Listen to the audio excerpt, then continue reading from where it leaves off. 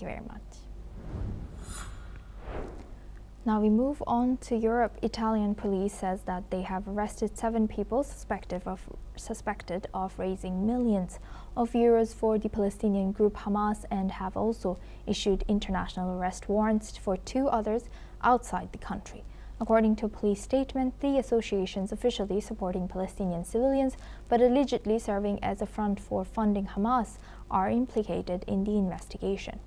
The 9 individuals are accused of having financed approximately $8 million to associations based in Gaza, the Palestinian territories, or Israel-owned, controlled, or linked to Hamas. According to reports, while the official objective of the 3 associations was to collect donations for humanitarian purposes for the Palestinian people, more than 71% was earmarked for the direct financing of Hamas or entities affiliated with the Islamist movement. Now for this discussion, we welcome Professor Andrew Latham. He's an international affairs expert, joins us live from Minneapolis. Thank you very much, Mr. Latham, for joining us again. Good to see you. Now, looking at this, how dangerous is it that such thing has now come out in light, and what do you think? When people giving donation, what should they be more careful about?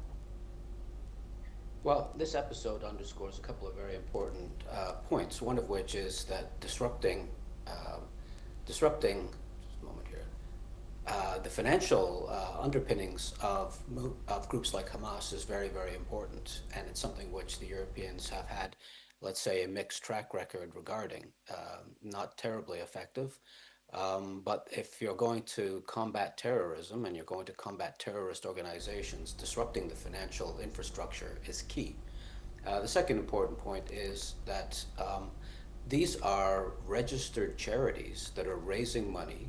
Europeans are giving money on the understanding that it's being used for hospitals and providing food and various kinds of humanitarian aid.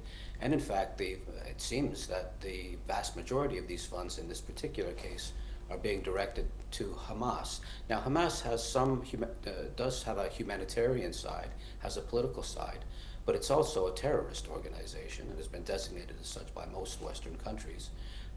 And there's no doubt that that money is going to fund their military campaign, at least as much as its humanitarian efforts. So Europeans have been hoodwinked, and I can't imagine that your average European is going to be thrilled by this, or is going to give more money to this particular charity, or perhaps any charity, because they don't want to be funding the war. They want their money to go towards humanitarian purposes. So those are the 2 big elements here, I think. The necessity of disrupting the financial infrastructure, and the fact that some of these registered charities are not doing what they are legally obliged to do, which is provide the money for the humanitarian purposes that they raised it for.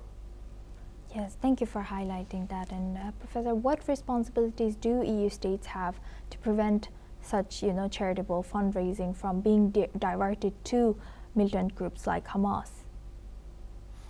Well, the most obvious one, of course, is that they will be watching a lot more closely now. Their regulatory agencies, perhaps law enforcement agencies, perhaps intelligence agencies, will be paying close attention to these charities to make sure that the money they're raising for charitable humanitarian purposes is being spent on charitable and humanitarian projects.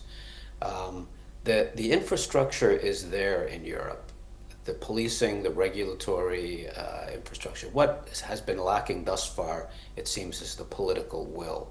And now I think that's changing. Now that this has come to light, I think there'll be pressure domestically from European populations, in this case the Italian people, but also internationally from the US and others. There's going to be a lot of pressure to, hey, get your act together, start using the instruments of statecraft that you have at your disposal to monitor these organizations, to make sure that they're doing what they say they're doing, what they're legally obliged to do with the money they raise, and not fund terrorist groups and not fund terrorist activities.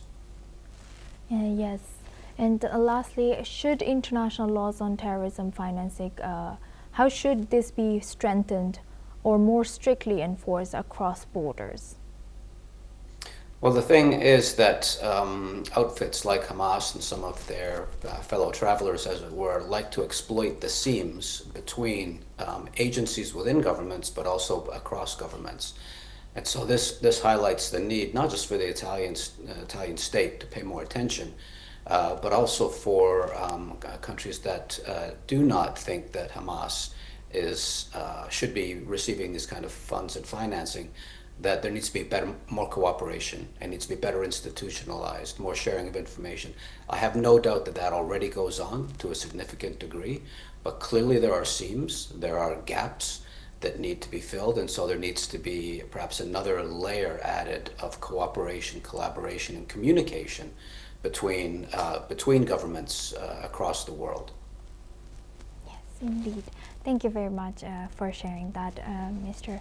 Latham. Please stay with us as we come back to you for our next discussion as well. Now we move on. The President of the Commonwealth